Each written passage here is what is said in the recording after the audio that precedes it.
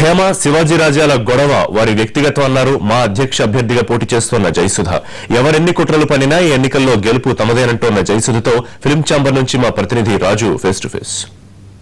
Movie association ఆర్టిస్టుల సంఘానికి జరుగుతున్నటువంటి ఎన్నికల్లో జయసుధ అధ్యక్షురాలుగా పోటీ చేసింది. అవినాడి తెలిసి చెప్పండి మేడం, గతంలో ఇప్పుడు యునానిమస్ గా జరిగేటటువంటి ఎన్నికలు ఈసారి ఇంత రెండు వర్గాలుగా చీలిపోయినటువంటి పరిస్థితి, ఎందుకు ఈ పరిస్థితి వచ్చింది? పరిస్థితి అంతా రావడం ఏంటంటే జయసుధ లేట్ గా వచ్చారు, ముందే చెప్పాలి. But it's everybody's fundamental rights అండి. మెంబర్ అన్నాక ఇట్స్ ఫండమెంటల్ రైట్. సో మన అందరూ కూర్చుని మాట్లాడుకోవాలి. మనందరూ కూర్చుని మాట్లాడుకున్న తర్వాత ఇది ఒక డిసిషన్. ఎవరి వాళ్ళకి ఈగో నేనే గ్రేట్ అన్న, అంటే నేను కాదు, పక్కన ఇంకో అదర్ పీపుల్. సో అందువల్ల ఇదంతా కొంచెం ఇబ్బంది అయింది. అయినప్పటికీ కూడా చాలా మంది అదే అంటున్నారు, అంటే నన్ను ప్రొవోక్ చేయడానికి మీడియా వాళ్ళు చాలా చెప్తున్నారు. కానీ ఎక్కువ ప్రొవోక్ చేశారంటే ఇప్పుడు నిజాలు చెప్పాల్సి వస్తుంది. ఎందుకంటే ఆమె అబద్ధం చెప్పింది, అసలు నిజంగా ఎవరు లేరు ఇంతకుముందు అన్నారు, అసలు ఆమె పొలిటీషియన్సే లేరు, ఆమె అబద్ధం చెప్పింది అంటే అప్పుడు నేను ఎంక్వైరీ అంటాను కదా. రాజకీయ నాయకుల ఒత్తిడి ఏమైనా ఉందా ఈ ఎన్నికల్లో? ఇంటర్ఫియరెన్స్ అయితే 100% ఉండింది. బట్ వాళ్ళు మా ఇంటర్ఫియరెన్స్ ఏం లేదండి అన్నారు. బట్ వాళ్ళు ఏంటంటే సబ్ కమిటీ పెట్టారు. సో సబ్ కమిటీ అంటే వాళ్ళ ఇంటర్ఫియరెన్స్ లేకుండా ఇది వెళ్ళింది.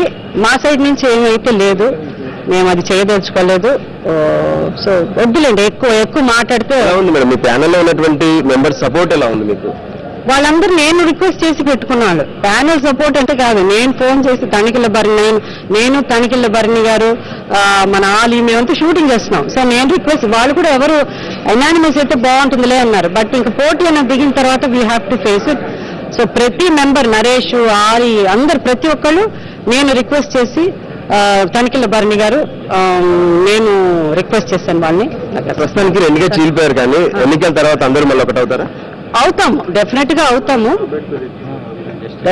లేండి. అది అవుతుంది, ఉంది అదే పరిస్థితి, అవన్నీ జరుగుతుంది. కానీ లెటెస్ట్ సీ ఎట్లా అని.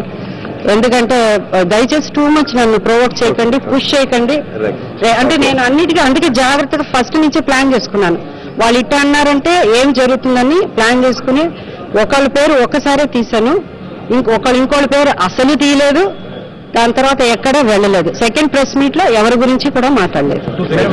మొత్తానికి ఎటువంటి రాజకీయ హామీలు లేకుండానే జాగ్రత్తగా ఒక లీగల్ ప్రొసీడింగ్స్ ద్వారానే తాను మాకు సంబంధించినటువంటి ఎన్నికల అధ్యక్షురాలుగా పోటీ చేస్తుందని జయసి చెప్తుంది. ఎన్నికల తర్వాత అందరం ఒకటే అవకాశం కూడా ఉంటుందని చెప్తుంది. కెమెరా పర్సన్ పద్మబాబుతో రాజు, ఎన్టీవీ.